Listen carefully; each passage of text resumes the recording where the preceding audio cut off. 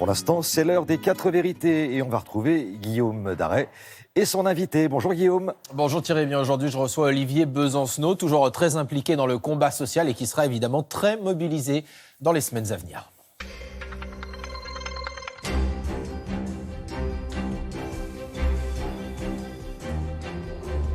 Bonjour à tous, bonjour Olivier Besancenot. Bonjour. Alors la réforme de la SNCF à peine dévoilée, le gouvernement présente ce matin dans les colonnes de nos confrères du Parisien celle de l'assurance chômage, c'est Muriel Pénicaud qui la présente. Plusieurs mesures, droit au chômage déjà tous les 5 ans pour les personnes qui démissionnent, bonne, mauvaise idée ? Si elles ont un projet professionnel, Oui, ça sera très voilà. encadré. Et puis il y a beaucoup de si derrière, d'ailleurs, on parle de 20 000 personnes qui peuvent être concernées, donc je pense que ça va être un bon gros bordel en réalité concrètement, parce que des personnes qui veulent démissionner de leur travail, aujourd'hui il y en a plein, pour des bonnes ou des mauvaises raisons, j'en sais rien, mais aussi des personnes qui souffrent, qui disent simplement je m'en vais, et qui vont probablement s'attendre à toucher quelque chose, et qui risquent d'être franchement déconcertés de recevoir une douche froide. Donc même Mais de ce c'est point un de vue-là, nouveau ça droit sera... ou pas ? Non, ça ne sera pas un nouveau droit, pas plus que pour les indépendants qui attendaient beaucoup et qui vont visiblement toucher un peu plus que le RSA. Alors là, les indépendants pourront bénéficier, s'ils sont en situation de liquidation judiciaire, d'un forfait de 800 € par mois pendant 6 mois. Pendant 6 mois, donc c'est bien en deçà de ce qu'ils attendaient de toute façon. Et en effet, il y a Mais ça toute une n'existait série... pas pour l'instant. Il y a toute une série d'auto-entrepreneurs, par exemple, qui ont été d'ailleurs poussés à s'immatriculer et monter des entreprises pour sortir des chiffres du chômage et qui, en effet, se retrouvent dans la situation de mettre la clé sous la porte et qui devraient avoir des droits. On est loin du compte. Mais par ailleurs, tout ça, c'est une grande diversion. Mais est-ce que c'est pas mieux que rien, excusez-moi, parce que pour l'instant, ça n'existait pas, ça, par exemple, pour les indépendants. Mais écoutez, moi, c'est pour ça que je vous dis que c'est une diversion. J'ai répondu aux 2 questions concrètes que vous me posiez. Maintenant, derrière tout ça, il y a l'essentiel. Et l'essentiel, c'est de contrôler les chômeurs. L'essentiel, c'est qu'on a un gouvernement qui, aujourd'hui, explique qu'après les cheminots, c'est au tour des chômeurs. Les cheminots sont des privilégiés. Les chômeurs abusent, et le problème, c'est qu'il y a une partie de la population qui finit par le croire. Muriel Pénicaud annonce effectivement qu'il y aura un renforcement des équipes de contrôle de Pôle emploi. Elles seront multipliées par 3. Ça, c'est pas nécessaire. Non, parce que là, on est en train de faire croire qu'en réalité, les chômeurs seraient responsables de la situation du chômage. Il n'y a aucun abus. Non, mais écoutez, qu'il y ait des abus individuels, moi, j'en sais rien. Je suis pas les experts de Manhattan et je suis pas là pour ça. Par contre, ce qui m'écoeure, c'est qu'on fasse croire à des millions de personnes que des personnes qui n'ont rien, en réalité, abusent, avec même un député qui nous explique qu'avec des allocations, on peut partir aux Bahamas. Le gouvernement dit ce projet de loi assurance chômage, au contraire, il est là pour donner des nouveaux droits aux salariés. Le gouvernement, il parle, il fait de la communication, ça, jusque-là, rien que du normal, rien que du classique. Moi, je vais dire simplement les faits. Les faits, c'est qu'on est en train d'amuser la galerie. L'allocation, la fraude aux allocations, les fameux reportages qu'on voit, vous savez, ces allocataires qui abusent, c'est 150 millions d'euros par an. La fraude fiscale pour les plus riches, c'est 80 milliards d'euros. Les 3000 ménages les plus riches planquent dans les paradis fiscaux 140 milliards d'euros. Alors qu'on arrête à un moment donné de prendre les gens pour de demeurer en expliquant que les chômeurs sont responsables de la situation, pendant que dans le même temps, les petits copains du gouvernement s'en mettent plein les poches. Je rappelle que les dernières mesures fiscales du gouvernement ont permis aux 100 personnes les plus riches de France de toucher 1,5 million d'euros. Donc il y a 2 poids 2 mesures, et c'est pour ça que je vous parle de diversion, et c'est pour ça que je vous dis qu'on n'est pas dupes. Vous avez évoqué justement la réforme de la SNCF. Un sondage ce matin fait par Odoxa pour France Info révèle que 7 Français sur 10 sont favorables à la fin du statut de cheminot. Est-ce que ce n'est pas un combat perdu d'avance ? Est-ce qu'il faut vraiment croire les sondages ? Parce qu'il y en a un qui nous dit que Macron est super populaire, l'autre qui nous dit qu'il ne l'est plus du tout. Il n'y a pas eu un sondage pour l'instant qui les Français semblent plutôt favorables à la fin, par exemple, du statut de cheminot et à cette réforme de la SNCF. Oui, mais la réforme de la SNCF, elle ne concerne pas d'abord le statut des cheminots, parce que là aussi, ça fait partie de la bataille amenée. Vous savez, en 1995, au moment de la réforme du plan Juppé, au début, l'opinion était contre les grévistes. À la fin, elle était du côté des grévistes. Elle était même impliquée dans la mobilisation.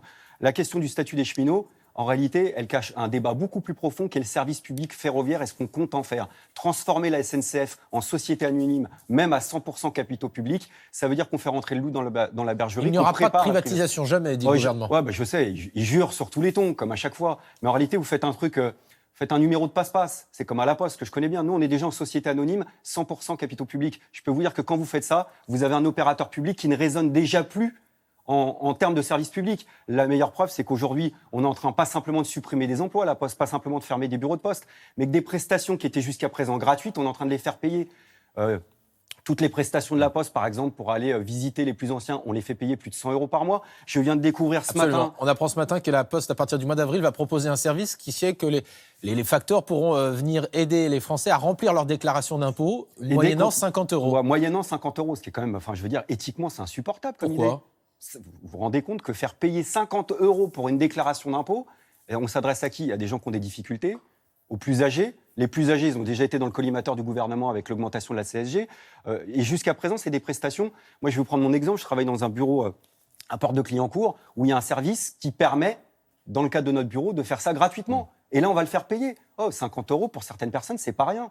Donc là, c'est ce projet de société du service public qu'il faut s'apprêter à défendre derrière la question du statut. Est-ce que vous serez dans la rue le 22 mars? Il y a une mobilisation prévue? Oui, monsieur, et puis en grève même d'ailleurs, puisque je vous dis, on n'ira pas simplement en solidarité avec ce qui se passe à la SNCF, mais aussi pour nos propres intérêts, défendre une société où on arrête de dire qu'il faut faire la rentabilité partout. Pour vous répondre clairement, moi je pense que Et pourquoi une gare, un hôpital ou un bureau de poste, il ne doit pas forcément être rentable. Il est d'abord là pour satisfaire des besoins élémentaires de la Est-ce population. qu'il peut y avoir, d'après vous, un mouvement à la hauteur de ce qu'on a pu voir en 95? On a l'impression qu'il y a un peu une apathie des syndicats qui ont dit on se revoit le 15 mars, pour l'instant on ne décide rien. Est-ce qu'il n'y a pas une faiblesse des syndicats? En tous les cas, j'espère qu'ils vont être capables de se mettre d'accord pour appeler à une mobilisation à la hauteur des enjeux. Ou alors, sinon, franchement, on n'y comprend plus rien. Mais je pense qu'il y a surtout une exaspération. Parce que c'est bien de comprendre ce qui se passe du côté des organisations syndicales. C'est bien de comprendre aussi ce qui se passe du côté des salariés. Et il y a un ras-le-bol du côté des cheminots. Je le dis à ceux qui nous regardent. Ce qui plombe aujourd'hui un peu économiquement la SNCF, je dis un peu parce que malgré tout, l'entreprise est bénéficiaire, c'est pas le statut des cheminots. Vous pouvez remettre en cause, vous pouvez le flinguer, le statut des cheminots. Vous n'allez rien changer à la question essentielle qui est la question de la dette. Et la question de la dette de la SNCF, elle est liée à la politique de libéralisation qui est née en 1997, qui fait que depuis 1997, la SNCF paye des droits de péage à RFF qui s'occupe des infrastructures et paye énormément d'argent que vous payez sur vos billets à hauteur d'un tiers. Donc ce qui plombe et ce qui fait que les prix sont trop chers à la SNCF, c'est la dette, c'est pas le statut des cheminots. Olivier Besancenot, est-ce que vous êtes un insoumis au sens de Jean-Luc Mélenchon? Est-ce que c'est lui qui incarne l'opposition à gauche aujourd'hui? Est-ce qu'il vous représente? Je pense que personne ne peut avoir la prétention d'incarner à lui seul l'opposition au gouvernement et j'espère que Jean-Luc Mélenchon va enfin le comprendre. On a besoin d'unité. Donc là, on parle du 22 mars. C'est une proposition unitaire toute bête. Plutôt que de se tirer dans les pattes et de penser qu'à soi seul, on peut représenter tout le monde, faisons cause commune.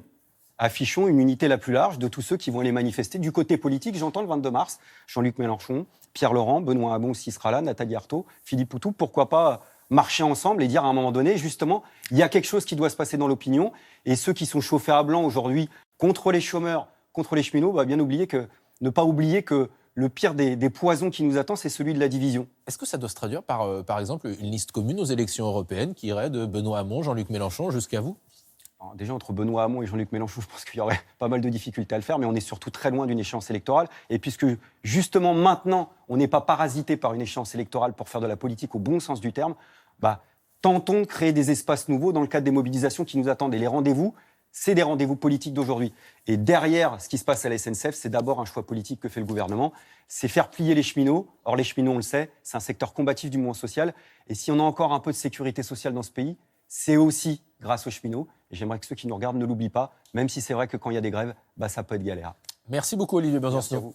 C'est à vous, Thierry. Merci beaucoup, Guillaume. Merci, messieurs. Bonne journée.